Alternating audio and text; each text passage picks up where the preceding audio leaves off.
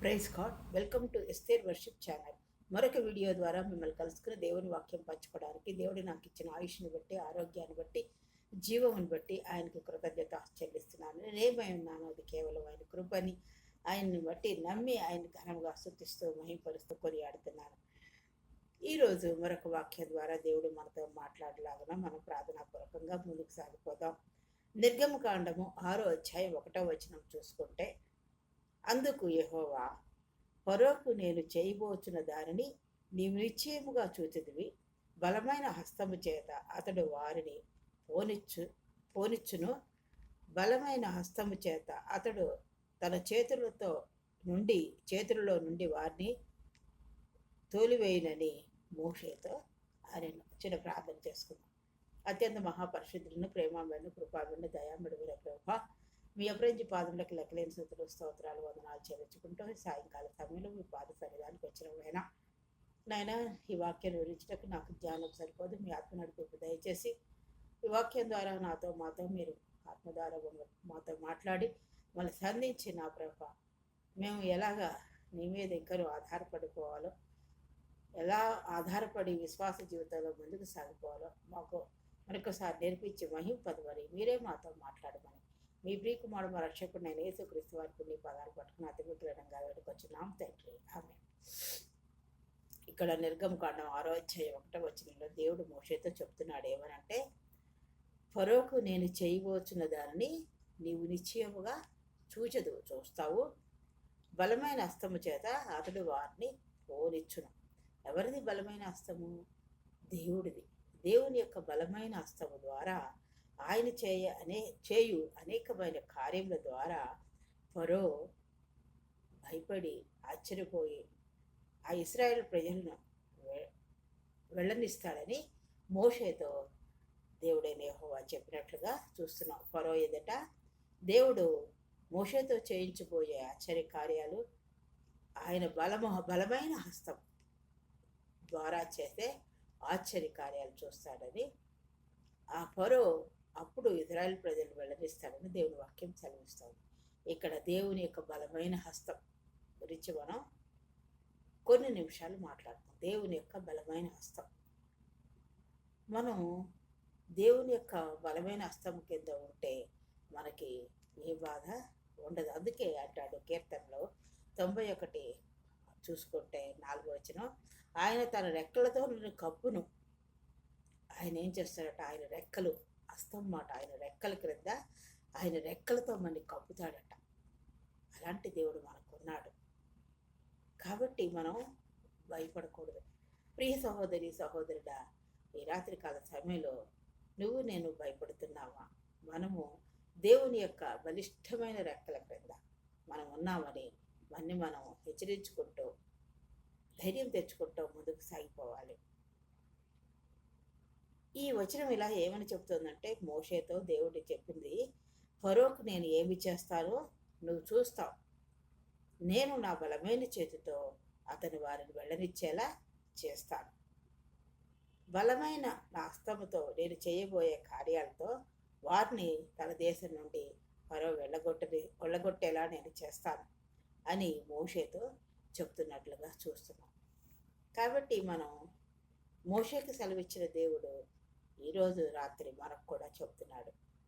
మనం ఏ విషయంలో నిరుత్సాహపడకూడదు, ఏ విషయంలోనూ బాధపడకూడదు, ఏ విషయంలోనూ దేవుని రెక్కల నుండి మనం తప్పించుకోకూడదు, ఏ విషయంలోనూ మనం అధైర్యపడకూడదు, ఏ విషయంలోనూ మనం నిరుత్సాహపడకూడదు.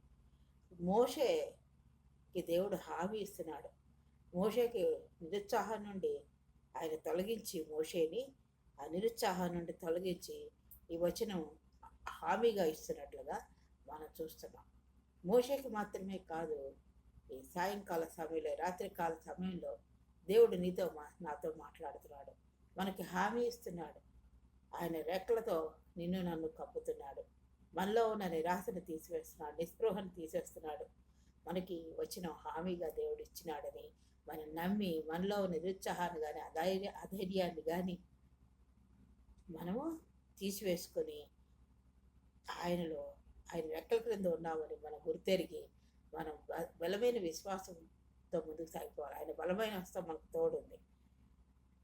దేవుడు తన సొంత శక్తితో ఫరోకు వ్యతిరేకంగా చర్య అంటే దేవుని యొక్క శక్తి, దేవుని యొక్క బలమైన శక్తితోటే ఆయన ఈ కార్యాలు ఫరో పట్ల చేస్తారని వాగ్దానం చేస్తున్నాడు. ఫరో ఇశ్రాయేలు వెళ్ళనివ్వడమే కాకుండా దేవుని శక్తి కారణంగా వారిని ఎలా వెళ్ళనిస్తాట, త్వరగా వెళ్ళనిస్తాట. దేవుడు చేసే బలమైన హస్తం ద్వారా చేసే ఆ అద్భుతాశ్చర్య కార్యాలు, బలమైన కార్యాలు, సూచనలు, వాటిని చూసి చాలా త్వరగా బాబాయ్ మీరు వెళ్ళిపోండి, ఇశ్రాయేల్ ప్రజల్ని వెళ్ళండి అనేట్టుగా వెంటనే వాళ్ళని త్వరగా వెళ్ళనిస్తాడని దేవుని వాక్యం ఇక్కడ చెప్తోంది. కాబట్టి ఫిలిప్పీలు రాసిన మొదటి పేతురులో 5వ అధ్యాయం 6వ వచనం చూసుకుంటే, దేవుడు తగిన సమయం అందు మిమ్మల్ని హెచ్చించినట్లు ఆయన బలిష్టమైన చేతి క్రింద దీన మనస్కులై ఉండు. దేవుడు మనకి ఏ విషయంలో అయినా ఆయన సమయం గురించి కనిపెట్టాలి. ఆయన చేయబోయే కార్యం గురించి మనం కనిపెట్టి ప్రార్థన చేసుకుంటూ ఉన్నప్పుడు ఆ తగిన సమయంలో, ఆయన నిర్ణయించిన సమయంలో మనల్ని హెచ్చించేలాగా ఆయన బలిష్టమైన చేతి క్రింద, ఆయన హస్తము క్రింద మనము దీన మనసుకులై ఉండాలంట. విధేయత కలిగి, దీనత్వం కలిగి మనం తగ్గించుకుంటూ మనం అలా ఉన్నప్పుడు దేవుడు తన వాగ్దానాన్ని జ్ఞాపకం చేసుకుని మనకి సహాయం చేస్తాడు. మోషేకు నిరాశకి తీసేస్తున్నాడు, మరియు ప్రజల నిరాశను కూడా తీసివేసి దైవికమైన కృపతో నిండిన ప్రతిస్పందనగా ఈ వచనం పనిచేస్తుంది. మోషేకి ఎలాగుందంటే మోషేని నిరాశ నుండి తీసివేయడమే కాకుండా ఇశ్రాయేల్ ప్రజల నిరాశను కూడా తీసివేసేలాగా దైవికమైన కృపతో నిండి ఉంది ఈ వాక్యం. బలమైన హస్తంతో నేను నన్ను కాపాడుతాను, నేను విడిపిస్తాను అని దేవుడు మాట్లాడినప్పుడు ఎంత ధైర్యం ఉంటుంది. మోషేతో అలా మాట్లాడినట్టుగా మనం చూస్తున్నాం. ప్రతిస్పందనగా దేవుడు అలా స్పందించి ఆ వాక్యము ద్వారా, ఆ వచనం ద్వారా మోషేతో మాట్లాడినట్టుగా చూస్తున్నాం. అందుకే ఫిలిప్పీలు ఏమంటాడు, ఆయన మిమ్మల్ని గురించి చింతించున్నాడు, ఆయన మన గురించి చింతిస్తున్నాడు. మనం చింతపడవలసిన అవసరం ఏమి లేదు. మన గురించి చింతపడే దేవుడు మనకి ఉన్నాడు. ఆయన మిమ్మల్ని గురించి చింతించున్నాడు కనుక మనం ఏం చేయాలి? మన చింత యావత్తు ఆయన మీద వేయాలి, ఆయన హస్తాల క్రింద పెట్టాలి. ఆయన హస్తాల క్రింద మన దీన మనసులై, విధేయతలై మన చింత అంతా ఆయన చేతిలో పెట్టినప్పుడు దాని నుండి ఆయన విడిపిస్తాడు. చింత యావత్తు ఆయన మీద వేయడి, ఆయన విడిపిస్తాడని దేవుడు వాక్యం సెలవిస్తోంది. ఆయన పాత నిబంధనలో మోషేతో అలా మాట్లాడి ఇశ్రాయేల్ ప్రజలు నడిపించిన దేవుడు క్రొత్త నిబంధనలో ఆయనే ఈ భూలోకంలో తను తాను తగ్గించుకొని మరణం పొందినంతగా, భూలోకంలో జన్మించి మరణం పొందినంతగా తను తాను తగ్గించుకుని సిలువపై తన నలగొట్టబడి ఆయన చిందించిన పవిత్ర రక్తాన్ని, ఆ శిరోమరణాన్ని జ్ఞాపకం చేసుకుంటాం. ఆయన మన స్వస్థపరిచే దేవుడని, మన విడిపించే దేవుడని, వాగ్దానం ఇచ్చే నెరవేర్చే దేవుడని, మన చింతలు, మన బాధలు, మన దరిద్రతలు, మన కష్టాలు, శ్రమలు అన్నీ ఆయన భరించి అమూల్యమైన ఆయన రక్షణ ఇవ్వడమే కాకుండా, తన రక్తాల ధారాల ద్వారా అమూల్యమైన రక్షణ ఇవ్వడమే కాకుండా ప్రతి దానిలో నుండి, ప్రతి పరిస్థితుల నుండి మనని రక్షిస్తూ, నడిపిస్తూ, విడిపిస్తూ మనకి నిత్య జీవంతో పాటు ఆ పరలోకంలో మనకి నిత్య జీవం అనే వారసత్వంతో పాటు ఈ లోక సంబంధమైన అన్ని ఆశీర్వాదాలు మనం అనుగ్రహించిన దేవుడు మనకు ఉన్నాడు. కాబట్టి మనం భయపడవలసిన అవసరం లేదు. మనం ఆయన తన రెక్కలతో నేను కప్పులని వాగ్దానం చేస్తున్నాడు. ఆయన మన చింత యావత్తు భరిస్తున్నాడు.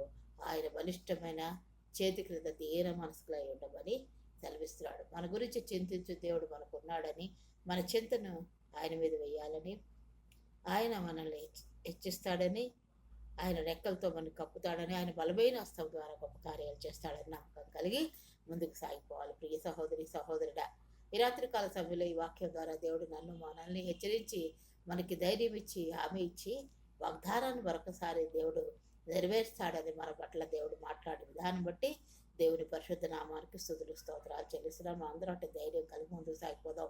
మనం ఆయన బలిష్టమైన రెక్కల క్రింద దీన మనసుగా ఉండాలి. మన పనులన్నీ ఆయన బలమైన హస్తంలో పెట్టాలి.